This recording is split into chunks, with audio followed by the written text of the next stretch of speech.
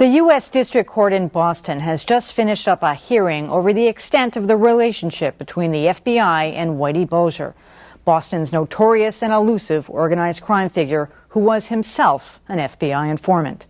Former FBI Agent John Connolly was Whitey Bulger's handler, and Connolly is now accused of allowing Bulger and his associate, Steve Flemmi, to commit crimes, possibly even murder, in order to get information from them about the Italian mafia.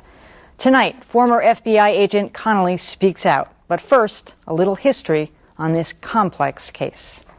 In the 1950s, Whitey Bulger was arrested for numerous armed robberies and served time in Alcatraz. Throughout the 70s and 80s, Bulger rose from a soldier in the Winter Hill Gang to one of the most powerful organized crime leaders in the Boston area. Described by associates on the streets of South Boston as a murderer and a drug kingpin, Bulger, it seemed, was untouchable. Then in 1988, the Boston Globe broke a story that made it all come clear. Whitey Bulger and his associate, Stevie the Rifleman Flemmi, were high-ranking informants for the FBI. At first, the FBI denied it, but the 20-year relationship was impossible to cover up. For one thing, Bulger and Flemmi were instrumental in bringing down the Italian organized crime mob, including Rhode Island's Raymond Patriarca. At the heart of the matter is just what Bulger and Flemmi got in return. Boston College professor Robert Bloom says it's clear the FBI allowed the pair to continue their own criminal activities. They turned their heads even though they knew he was involved in crimes. And by turning their heads, he thought, at least implicitly, they were sanctioning his criminal activity. The FBI denies that Bulger and Flemmi were promised protection. But in 1995, after the relationship with the FBI had supposedly soured, indictments were handed down on Bulger and Flemmi. Coincidentally, Bulger skipped town and hasn't been heard from since. Former FBI agent John Connolly is here. Welcome. Thank you. I have a few notes because this is like a roadmap to me and it's hard for me to follow along. But I want to start by asking, when was the last time you had direct contact with Whitey Bulger? I'd say I had contact with him a good year before he was indicted at the behest of the FBI. So in 94 sometime? That would be a good guess, about 94. And do you have any idea where he is now? No, I do not. How hard would it be to find him, or how hard do you think it is to find him? Well, apparently it's pretty hard to find him. He's not your average criminal. He's very bright. He's very disciplined. And I would think that he has the discipline to lay low. He doesn't. Would it be your guess, your best guess, that he's still in the country or somewhere else? I would have no idea. Do you think anybody in the FBI knows at this point? No, I don't believe they do. I think there's a good faith effort to catch him. My opinion. Tell me what kinds of information Whitey Bulger and Stevie the Rifleman Flemmi were able to provide to you that was so valuable to the FBI that the FBI was willing to turn their heads on some of the crimes that they were doing? Well, the FBI really didn't turn their heads. Flemmi filed an affidavit in which he said that he was allowed to do anything but murder. Which meant gambling, drugs? Well, no, anything but murder means well, I'm cars, trying to be specific. Yes, gambling, drugs, bank robberies. That was far too broad. That was not the agreement. Are you saying that's untrue? I don't agree with Flemmi's assertion that he had the right to do anything but murder. They had the right to conduct a gambling and a loan sharking business and collect rent from bookmakers with no violence. And that decision was made by Jeremiah T. O'Sullivan, the head of the strike force. It was, Larry Saha testified to that in court. That's the exact message that he was given. What kinds of information were they able to bring to the FBI that was so valuable, as I said before, that they were willing to allow them to continue a loan sharking operation? Like what did they bring in? Well, these were two highly placed assets of the Bureau. And you have to remember why they became assets of the Bureau. Which was that you wanted to bring down the Italian we mafia. wanted to bring down the Italian mafia. I mean, the mafia was the #1 investigative priority of the FBI. And and as such, Bulger and Flemmy were not on our investigative radar screens. They were, however, at a sufficiently high level in their own organization to be able to laterally affect the mafia. Were they so well plugged in to the Angiulo family, the Patriarca family, that they were able to get information on those people and bring it to the FBI that eventually led to their indictments? Well, absolutely. They were long-term sources of the FBI, and they were that. It's important to recognize why they became sources of the FBI. They were targeted for elimination by the mafia. By the Italian mafia? By the Italian mafia, and in the late 70s, mid-70s. And did they come to you? No. It appeared that there was going to be a gang war and that they were going to initiate it.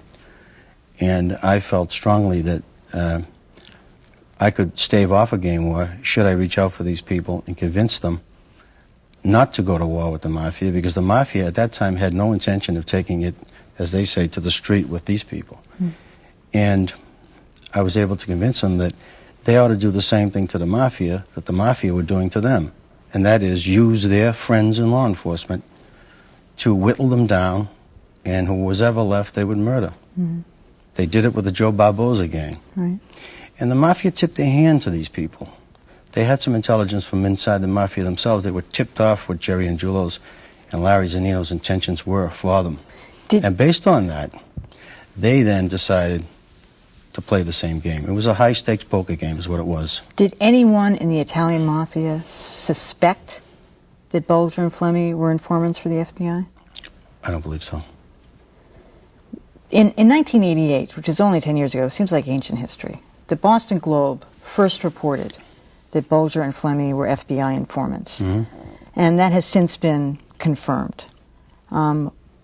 It's now been reported that the head of the organized crime task force inside the FBI, John Morris, was one who tipped, that's been reported, I don't know for myself that that's true, I have to say that he was the one who leaked that to the Boston Globe. He did, he admitted it in court. Why would he do that? Why would he let that information out?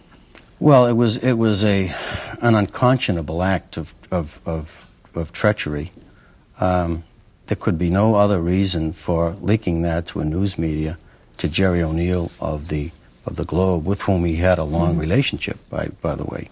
I mean, he collaborated on a book with Jerry O'Neill. Jerry O'Neill and his partner Lear made money on John Morris. Richard Lear from the Globe. Yes. And in '88, it was to O'Neill that he gave Bulger's name as having a business relationship with the FBI. And what was in it for John Morris at that point to out Whitey Bulger? I believe the judge asked the right question. The judge asked him, "Did you believe that this could get him murdered?"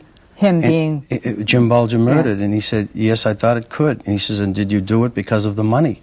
And he denied so it. we'll back up, because it also came out in court that John Morris had accepted so-called loans. A loan. Yeah, a $7,000 loan, which I guess was never repaid. It was a $5,000 loan. And I thought it was $7,000. There was another $2,000 that came. Well, he says that. Well, all right. I can't nitpick the details here. A loan. He got a loan. The details from the are important to me. Okay. He got a loan that he didn't have to repay. Yeah. So here's the FBI getting a loan from the That's mafia. Right. I mean, it was an act of corruption. He was a corrupt. I believe the guy was the most corrupt agent in the history of the FBI. So now, why does he have immunity in all of this? That's a very good question. And what is the answer? The answer is, here's somebody that put bombs under people's cars, took money from gangsters, lied under oath, flunked polygraph exams, tipped them off to investigations, and the prosecutors gave him immunity. And not they you. denied it to me. They're saying that you are a rogue FBI agent. No, I have never heard anyone say that. Characterized as that. Well, there was a quote out of the paper. Well, yeah. From an unnamed source. It was the favorite quote, thing to. Yeah, it's an unnamed source. The fact of the matter is, I never committed a corrupt act. I don't understand why all these people have immunity anyway. Stevie Flemmy has immunity. John Morris has immunity. I had an unblemished record in the FBI. I was commended by every director in the FBI's history from J. Edgar Hoover till the time I retired. I had an unblemished record. there's one reason why they don't want to give me immunity. They are afraid of the truth. The government is afraid of the truth. When Mr. Popio proffered to them what I was prepared to say. And what was that? That was that, for the most part, I agreed with their case. I had no trouble with the induction ceremony portion of that case. Those are all my sources. Mm-hmm. The Angiulo case had 9 sources, 5 of them are mine.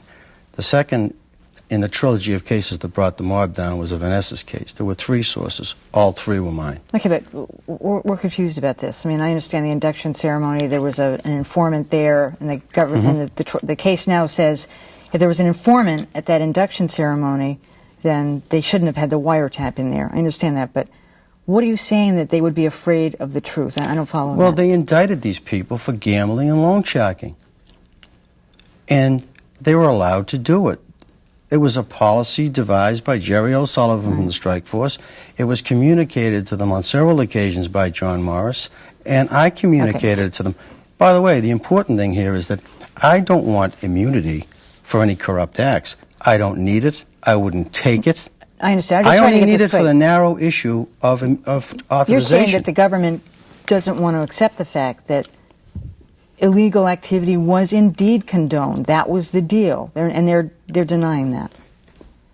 Does anyone really believe that Mr. Bulger and Mr. Fleming would survive the FBI for 20 years unless we intended them? I don't believe it right now. I think he's still unless we intended for them to survive. Well, that's what most people believe right now, and it would be hard for you or anyone to convince us of otherwise. Well, I don't know. Right now, I do not believe they are protecting him. The other thing is that one of the great curiosities in all of this, and I know you're from South Boston, we want to know what the relationship was, if any, with Billy Bulger, how closely connected he was with his brother, President whether Bulger. he knew that his brother was an FBI informant. Did he know that? The simple answer is he knew nothing about it, and his brother wanted it that way.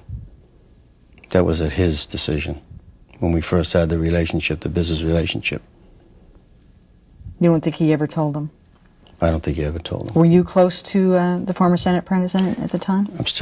I've always been a friend of his and remain so to this day. And there was nothing that was ever said about the relationship? Never. You know, those two worlds never intersected.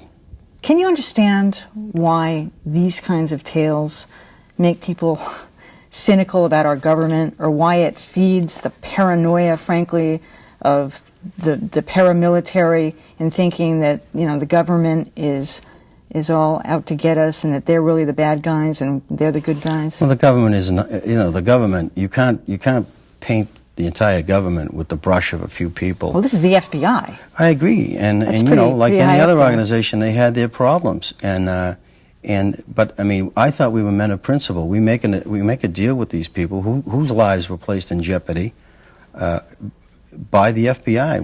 But can you understand why people wouldn't appreciate the fact that you were making a deal with them? They want you to bring them all down. Well, but that's the business we were in. You have to understand. Like any other business, you're going to prioritize your resources. You're going to use the resources you had to accomplish what your mission is. Our mission was to take out the mafia. Mm-hmm. The mafia had organizational structure. They had rules. They had regulations. I mean, they took an oath to leave their mother's dying bedside and kill for the mafia. If you were ever aware of a case where there was a murder committed by Whitey Bulger or Steve Fleming, wasn't it your obligation as a law enforcement? It would be my obligation. Were you ever aware of any? No, I never. I mean, these guys were sources of mine. They're not going to sit down and tell me. From the very beginning, it's understood. Did you ever ask them if they killed anybody? Well, why would I do that? He was a source. I mean, the top echelon criminal informant program, the reason that a lot of these, they're having difficulty with this right now is it's in conflict with the Attorney General guidelines. It doesn't make any sense. And that's one thing that has emerged from these hearings. The top echelon criminal informant program was geared towards developing top echelon mobsters, primarily mafia members, who by definition have all killed at least once. The bottom line is our mission was to take out a mafia family, and we accomplished it. Mm-hmm. We took out 42 members and associate members, all of whom I would I would guess, have killed at least 5 people, directly or indirectly. So you're talking about people who have killed maybe 200 people, and we took them out. Okay. Using a gang of 2. If Bulger and Flemmy were hit by lightning, there was no Winter Hill gang. All right. It's a complex case. I could go on more. I'm sorry that we didn't have a little bit more time. I That's probably quite should have all right. taken a little bit. John Connolly, thank you for being with us tonight. Thank you for having me.